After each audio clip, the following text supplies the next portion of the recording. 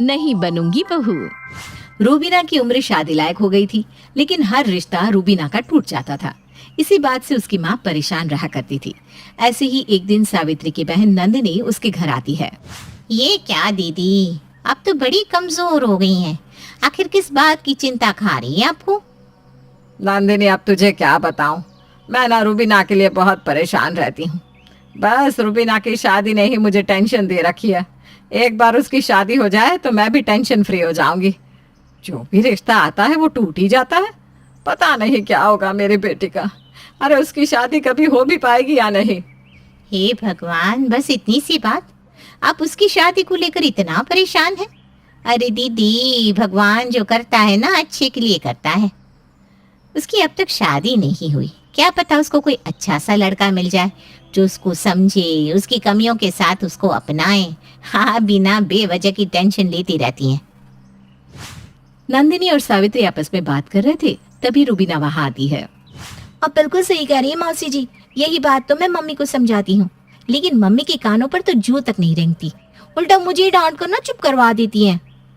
अभी तो माँ नहीं बनी ना रूबीना, इसलिए तुझे ऐसा लग रहा है। जिस दिन बच्चों की जिम्मेदारी तेरे सर आएगी ना, तब पता चलेगा तुझे। देख रही है मौसी जी आप कैसे मुझे ताने दे रही हैं? अरे अब जब मेरा रिश्ता कहीं नहीं लग रहा तो इसमें मेरी क्या गलती? घर का गर्म माहौल देखकर नंदिनी अपनी बहन को शांत करवाने के लिए बीच में बोलती है। दीदी, मेरी बात तो सुनो। मेरी नजर में ना एक लड़का है। अगर आप कहो तो मैं उन लड़के वालों से अपनी रूबीना के लिए बात करूं। लड़के का नाम है अविनाश, इकलौता है। घर परिवार भी काफी अच्छा है। हमारी रूबीना को किसी चीज की कोई कमी नहीं होगी। पर हाँ, उसकी सास ना थोड़ी रूढ़िवादी सोच की है। अगर ऐसा है तो कोई बात नहीं, मेरी रूबीना उस घर में ढल जाएगी। एक बार तू उससे बात तो कर ले। ठीक है दीदी, अब कल आप घर में लड़के वालों के आने की तैयारी कर लो, क्योंकि कल तो मैं लड़के वालों के साथ ही आऊंगी। नंदिनी की बात सुनकर सावित्री के अंदर एक उम्मीद फिर जगती है और वो अगले दिन के लिए हाँ कर देती है। अब अगले दिन रूबीना एक बार फिर तैयार होकर बैठ जाती है, तो वहीं नंदिनी अविनाश और उसकी फैमिली के साथ रूबीना के घर आती है। सावित्री अविनाश और उसकी माँ सुमित्रा की काफी खातिरदारी करती है। सावित्री बहन, खातिरदारी तो चलती रहेगी, लेकिन उससे पहले हम अपनी होने वाली बहू को देखना चाहते हैं। हाँ हाँ, क्यों नहीं, मैं अभी रूबीना को लेकर आती हूँ। सावित्री अंदर जाती है और रूबीना को लड़के वालों के सामने लाती है। रूबीना को सभी लोग देखते ही पसंद कर लेते हैं, पर जैसे ही रूबीना सुमित्रा को चाय देने जाती है, उसके हाथ से चाय नीचे गिर जाती है और उसकी साड़ी का पल्लू भी सर से उतर जाता है। ये देखकर सुमित्रा बोल पड़ती है। सावित्री बहन, बहू में तो कोई खराबी नहीं है, दिखने में भी सुंदर है, लेकिन बुरा मत मानना, आपकी बेटी की हरकत बहू वाली नहीं है। आपकी बेटी को एचआर की तरह काम सीखना पड़ेगा। जी क्या मतलब? मतलब ये कि हमें आपकी बेटी तो पसंद है, लेकिन इसको बहू बनने से पहले हमें इसको 3 महीने की ट्रेनिंग देनी होगी, क्योंकि हमारे घर के जैसे तौर तरीके हैं ना, मुझे नहीं लगता कि हमारे घर में ढल पाएगी। इसलिए इसको 3 महीने की ट्रेनिंग दी जाएगी। अगर ये इन 3 महीने में हमारे तौर तरीके सीख जाती है तो ये हमारे घर की बहू बन जाएगी, नहीं तो फिर भूल जाएंगे इस रिश्ते को। सुमित्रा की बात सुनकर सावित्री अपनी बहन नंदिनी की तरफ देखने लगती है। बहन जी, आप हमें थोड़ा समय दीजिए, हम अभी आपस में बात करके आपको बताते हैं। इतना बोलकर सावित्री नंदिनी और रूबीना के साथ अंदर कमरे में चली जाती है।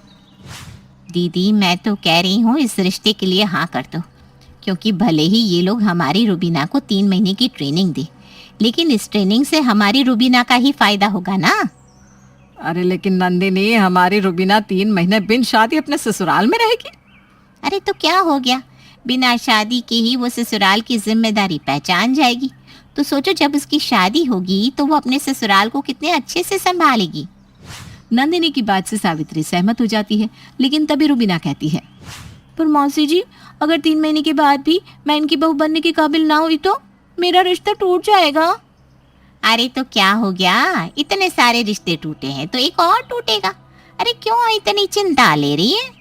अब क्या था, नंदिनी की बात से सहमत सावित्री और रूबीना सुमित्रा की ट्रेनिंग के लिए हाँ कर देती है और सुमित्रा रूबीना को अपने साथ अपने घर ले जाती है। बहू, ये है तेरा होने वाला ससुराल।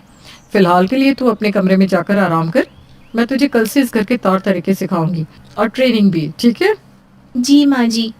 रुबीना अब अपने पति के बगल वाले कमरे में चली जाती है और अगली सुबह सुमित्रा रुबीना के कमरे के बाहर जाकर उससे कहती है, रुबीना, ए रुबीना, दरवाजा खोल, सुबह हो गई। अपनी सास की आवाज सुनकर रुबीना अपने कमरे का दरवाजा खोलती है। रुबीना को अभी सोकर उठता देख सुमित्रा उसे बड़े ही प्यार से कहती है, रुबीना बहू, ये तेरा ससुराल है, घर नहीं है, इसलिए तुझे 5 बजे नहा धोकर रेडी होना है, क्योंकि 5:30 बजे मैं पूजा करती हूँ और उस पूजा में मैं चाहती हूँ कि तुम भी मेरे साथ हो, इसलिए जल्दी से अब जाकर नहा लो। आज पूजा मुझे थोड़ी लेट करनी पड़ेगी। जी माँ जी। रुबीना अपनी सास की बात सुनकर तुरंत नहाकर आ जाती है और सास के साथ सुबह की 6 बजे वाली पूजा करने लगती है। 1 घंटे बाद जब घर के सभी लोग उठते हैं तो सुमित्रा रुबीना से कहती है, रुबीना बहू, जाकर सभी के लिए चाय बना दो और साथ में ना ब्रेड भी सेक देना। लेकिन माँ जी, मुझे तो किचन का कुछ भी पता नहीं। एक बार आप मुझे बता देंगे कि किचन में कहाँ क्या रखा हुआ है तो मैं कर लूंगी। अरे हाँ, मैं तो भूल ही गई। चल ठीक है, तू किचन में चल, मैं आती हूँ।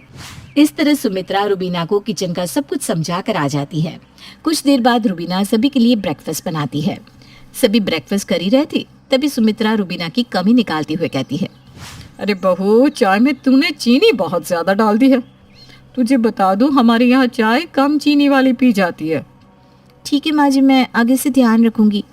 रुबीना और सुमित्रा बात कर रहे थे तभी बीच में अविनाश बोलता है, अच्छा माँ, मेरा हो गया, मैं ऑफिस जा रहा हूँ। सुनिए ना, आप ऑफिस बिना टिफिन के जा रहे हैं? हाँ रुबीना, क्योंकि मैं बाहर का ही खा लेता हूँ, घर का नहीं ले जा पाता क्योंकि माँ बना नहीं पाती सुबह सुबह। पर अविनाश जी, मैंने तो आपके लिए लंच पैक कर दिया है। अब से ना आप सुबह लंच लेकर जाया करना, क्योंकि अगर आप बाहर का खाएंगे तो आप बीमार भी पड़ सकते हो। रुबीना की ये बात सुनकर अविनाश के चेहरे पर एक मुस्कान आ जाती है। वहीं रुबीना के ससुर जी भी खुश हो जाते हैं। रुबीना अब अविनाश का लंच लेकर आती है और उसको दे देती है।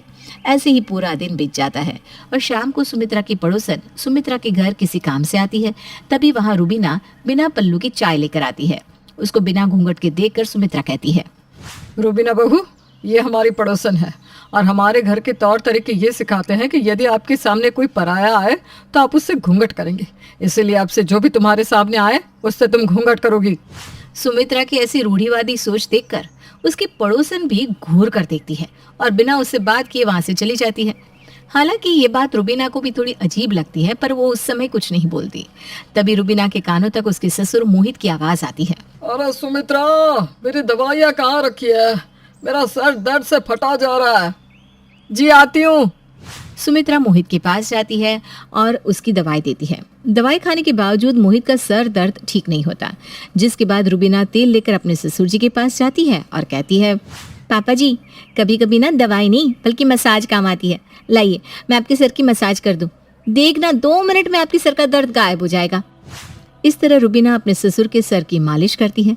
ऐसे ही समय बीतता है और बीतते समय के साथ रुबीना घर में जल्दी उठकर अविनाश का लंच पैक करती, उसकी केयर करती, साथ ही अपने ससुर की भी देखभाल काफी अच्छे से करती। लेकिन अगर उससे कोई कमी रह जाती तो वो थी सुमित्रा के तौर तरीके की। रुबीना खुद को सुमित्रा के तौर तरीके में ढाल नहीं पा रही थी और वो अक्सर कोई ना कोई गलती कर ही जाती। देखते ही देखते पूरे 3 महीने निकल जाते हैं, लेकिन रुबीना सुमित्रा के तौर तरीके पर खरी नहीं उतर पाती। क्योंकि अब पूरे 3 महीने गुजर चुके थे, इसलिए सावित्री और नंदिनी सुमित्रा के घर आते हैं, जिसके बाद सुमित्रा अपना फैसला सुनाती है। पूरे 3 महीने गुजर चुके हैं। हालांकि रुबीना बहुत अच्छी लड़की है, लेकिन वो एक बहू के तौर तरीके नहीं सीख पाई, इसलिए मैं आपकी बेटी को रिजेक्ट करती हूँ। अब आप अपनी बेटी को यहाँ से ले जा सकती हैं। सुमित्रा ने रुबीना को रिजेक्ट कर दिया था, लेकिन इन 3 महीने में रुबीना ने कहीं ना कहीं सभी के दिल में अपनी एक जगह बना ली थी। लेकिन सुमित्रा ने तो उसे रिजेक्ट कर दिया था, इसलिए अब रुबीना वहां रुक नहीं सकती थी। सावित्री और नंदिनी रुबीना को लेकर जा रहे थे, तभी अविनाश अपनी माँ से कहता है, माँ, ये आप क्या कह रही हैं? मानता हूँ रुबीना आपके तौर तरीके पर खरी नहीं उतर पाई, लेकिन वो हम लोगों की कितनी केयर करती है। आपने ये कभी देखा है? मैं कभी लंच नहीं ले जाता था, लेकिन जब से वो आई है तब से मैं लंच लेकर जाने लगा, मैं समय से उठने लगा। अविनाश सही कह रहा है। जब से रुबीना आई तब से मैं बीमार भी कम पड़ने लगा, और कहीं ना कहीं उसने तुम्हारे भी दिल में जगह तो बना ही ली है सुमित्रा। हम जानते हैं कि तुम भी उसे अपनी बहू के रूप में अपनाना चाहती हो, लेकिन वो घूंघट में नहीं रह पाती, इसलिए तुम उसे अपनी बहू नहीं मान रही हो। अरे क्या हो गया अगर उसने घूंघट नहीं लिया तो? जमाना इतना आगे बढ़ चुका है, नहीं करवाएंगे हम उससे घूंघट। माँ इस रिश्ते को मत तोड़ो, हाँ कर दो इस रिश्ते के लिए माँ प्लीज, क्योंकि मैं रुबीना से प्यार करने लगा हूँ। सुमित्रा भी रुबीना से अटैच हो चुकी थी और अपने बेटे का प्यार देखकर वो रुबीना को रोक लेती है और इस रिश्ते के लिए हाँ कर देती है।